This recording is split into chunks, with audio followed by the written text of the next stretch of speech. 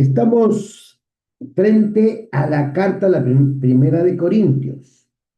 Datos importantes de la primera carta a los Corintios es ofrecer soluciones a los problemas en la iglesia de Corinto y enseñar a los creyentes cómo vivir para Cristo en una sociedad corrupta. O sea, Corinto era una sociedad tan inmoral, corrupta y criminal como es hoy día en Lima, Perú, como es Estados Unidos, como es los países del Oriente. Entonces, es el año 57. La iglesia tenía apenas 7 años y ya tenía problemas. El autor, no cabe duda, es Pablo. Hay cartas en las cuales se duda que Pablo haya escrito, pero Corintios inclusive se reconoce que escribió 4 cartas, pero solo el Espíritu Santo permitió que llegue a nosotros en este siglo XXI. Estamos ya terminando noviembre 2025, perdón, 2000, bueno, el siglo XXI, 2025. Entonces, ¿a quién escribe? A la iglesia en Corinto, ¿no? Que tenía 7 años. Bueno, la fecha es, algunos dicen el 55, otros dicen el 57. Bueno, ya le preguntaremos a Pablo cuando lleguemos y estemos con él en la eternidad, en cielos nuevos y tierra nueva. Entonces, casi al final de los 3 años del ministerio de Pablo en Éfeso, durante su tercer viaje misionero. Eso sí, ya Pablo estaba casi en el año 57, 58, en el cual estaba por finalizar su tercer viaje misionero, donde es tomado prisionero y luego ya es llevado cautivo a Roma. El marco histórico, Corinto era una gran ciudad cosmopolita que contaba con un puerto y un centro principal de comercio. La ciudad más importante era la ciudad más importante de Acaya, una ciudad importante, Corinto. También estaba llena de idolatría e inmoralidad. La iglesia estaba formada principalmente por gentiles. ¿Qué quiere decir esto? Que no necesariamente eran hebreos, israelíes, judíos, ya era gente romana, griega.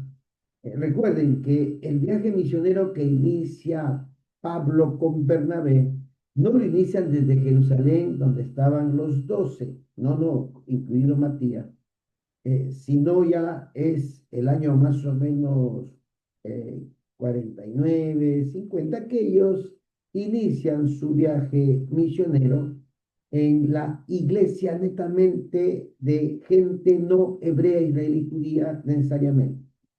Igual como la iglesia en Roma ya estaba formada y no se tiene indicios, digamos, bíblicos o históricos, pero se supone que tal vez los romanos hebreos que se convirtieron, romanos que eran de la etnia romana, pero hebreos, israelíes, judíos, o que prosélitos romanos, es decir, que eran romanos que venían desde Roma a adorar en el día de Pentecostés, que era una fiesta hebrea muy antigua. Ahí se convirtieron y cuando regresaron a Roma empezaron pues la iglesia. Vamos a ver entonces cómo es que la iglesia estaba formada por gentiles. Pablo la estableció en su segundo viaje misionero. El versículo clave, usted puede escoger diferentes pasajes, pero para este orden que vamos a seguir de estudio bíblico de Corintios, es eh, Primera de Corintios 1:10. Dice así: amados hermanos, les ruego por la autoridad de nuestro Señor Jesucristo que vivan en armonía los unos con los otros, que no haya divisiones en la iglesia, por el contrario, sean todos de un mismo parecer, unidos en pensamiento y propósito.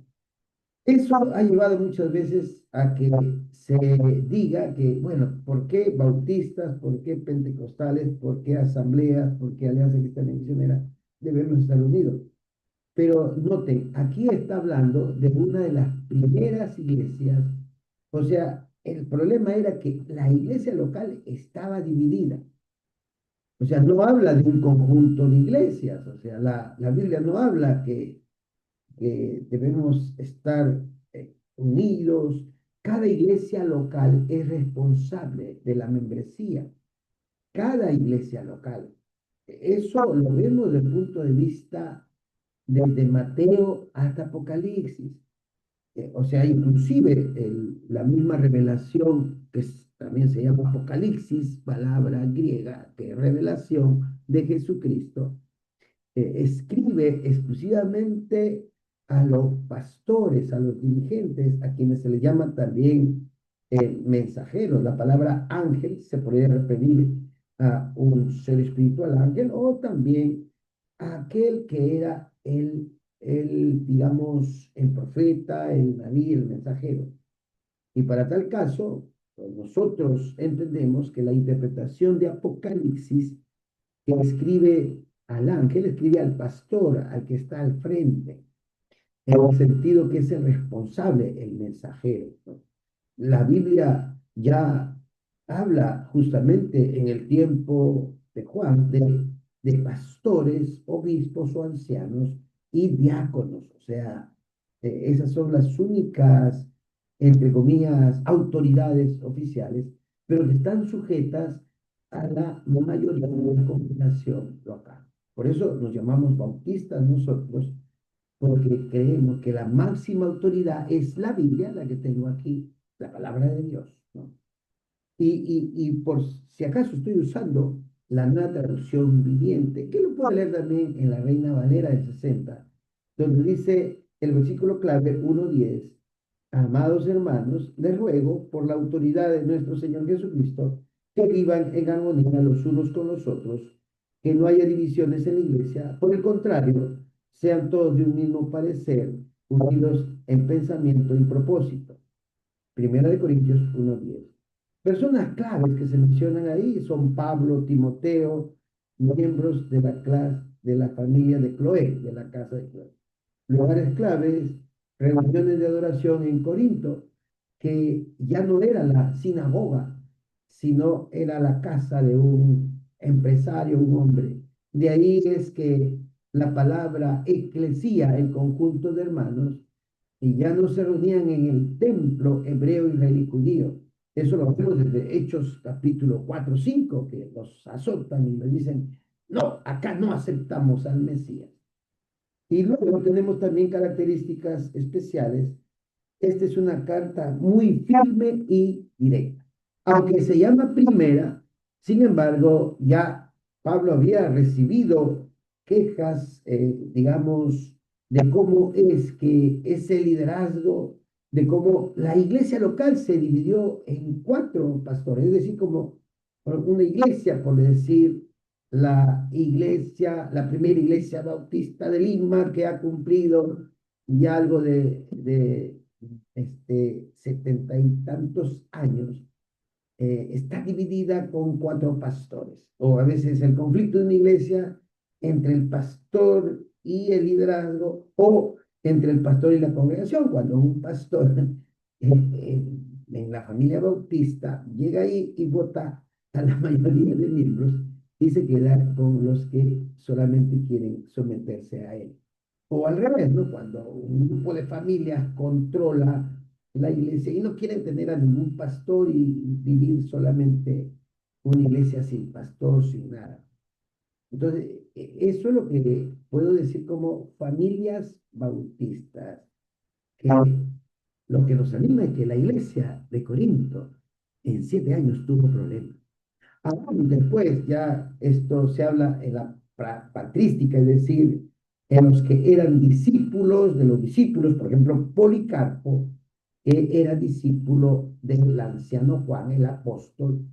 Él también escribe algunas cartas a Corinto, es decir, que Policarpo ya, aunque fue joven, adolescente, Cuando Juan tenía entre 90 100 años, él pudo vivir ese tiempo ya del emperador Trajano y él también tuvo que luchar no solamente contra la persecución de Trajano, sino ver los problemas internos de la iglesia. Ya se habla ahí de problemas que tenía la iglesia y que Policarpo escribe a la iglesia de Corinto. Imagínense, por eso en el siglo tercero los hermanos pudieron incluir en los 27 libros las cartas de Policarpo, de Corinto, pero no. Y muchos inclusive pueden haber dicho, no, esa carta es la primera o la cuarta carta de Pablo. No, porque fue el Espíritu Santo el que dio a los, al menos obispos y todo ello, para establecer lo que llamamos el canon de 39 libros en el Antiguo Testamento y 27 en el Nuevo.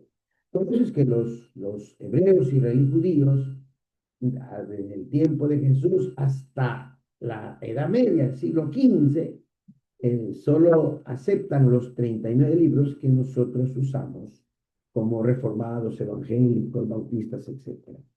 Recién el papado impuso los libros que llaman deuterocanónicos estén en el canon hebreo. Y es que el canon hebreo escrito en hebreo arameo es el que tenemos nosotros de 39 libros. Pero hay otro canon escrito en puro griego, que es el Antiguo Testamento, y que ya a partir del año 2000, el año 280 antes de Cristo, 280 antes de Cristo, la Biblia ya estaba también, circulaba en el idioma griego. Para algunos, una traducción que duró casi 100 años, ¿no? Del hebreo, arameo y griego, pero solamente tradujeron los 39 libros.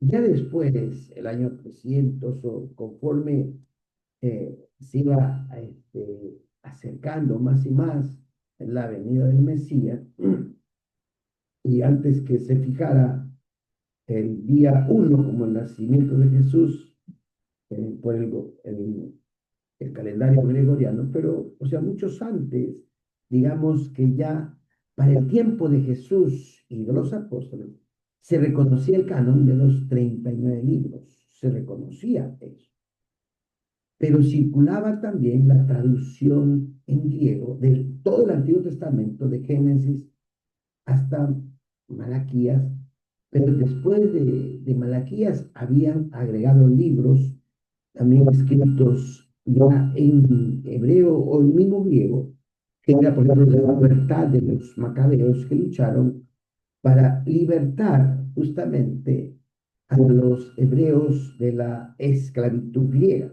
Y ahí viene pues lo que se menciona ya posteriormente, que hay escritos que hablan de la lucha de los macabeos y Judas. Hay que tener cuidado, algunos dicen, no, una cosa es deuterocanónicos y otra cosa es apócrifo. No, en realidad, es como decir que una cosa es veneración y otra cosa es adoración. O sea, hay un juego de palabras ahí que hay que tener cuidado y no nos dejemos engañar. Entonces, hemos empezado Primera de Corintios y justamente estamos haciendo una introducción. Que el Señor bendiga toda la labor que usted está haciendo. Hermanos, somos la familia bautista, evangélico bautista, 75 años. Imagínense 75 años. Por eso el papado era una ventaja, ¿no? Ellos vinieron con la espada, el crucifijo católico, ¿no? Inclusive cuando entregó Hernando de Luque, que representaba al sacerdocio, a la religión de los reyes católicos en España, ni siquiera le entregó una Biblia, le entregó un misario, o sea, una forma como se hace el rito del Estado Vaticano, ¿no? Como se llama ahora. O sea, es algo como ya se volvió casi secular, ¿no? De religión a un Estado. Por eso en el Oriente ha surgido el Estado Islámico, que Al igual como en la Edad Media, el Estado Vaticano quemaba a los que traducían la Biblia a los idiomas que usamos actualmente, o aquel que se oponía al Papa era mandado, quemado en la hoguera, le quitaban todas las propiedades. Es lo que hacen las religiones antiguas, como son básicamente de los árabes, musulmanes y muchas religiones. Aún cuando vinieron los españoles, había una lucha entre los huancas y los cajamarquinos, lo que es Cajamarca, Huancayo. Y justamente se habla del rey o el Inca Pachacútec, que trató de buscar la unificación de todo lo que después se llamó el Imperio Incaico. O sea, la lucha, la seña se dan siempre. Y en Génesis capítulo 34 usted puede ver cómo es que los 12 patriarcas, hijos directos de Jacob, asesinaron cruelmente a todo un pueblo que efectivamente habían violado a Dina, pero que Jacob le dijo, bueno, entremos en conversaciones, y el príncipe estaba muy arrepentido, pero más pudo su odio, su rencor de los 12 patriarcas, que a escondidas no le dijeron nada a Jacob, fueron a engañar a esa nación, diciendo que los iban a aceptar, y los circuncidaron a todos y luego los mataron. Y eso causó un dolor. Está en Génesis 34. En realidad es lo mismo que está haciendo hoy día la etnia hebrea, israelí, judía, alegando que Dios le ha dado esa tierra y tiene que matar a todos los palestinos. Si Cristo estuviera vivo, le diría, hey, hebreos, israelíes, judíos, ¿no se dan cuenta que yo morí por esa familia islámica, esa familia árabe? Así que dejen de asesinar, arrepiéntanse.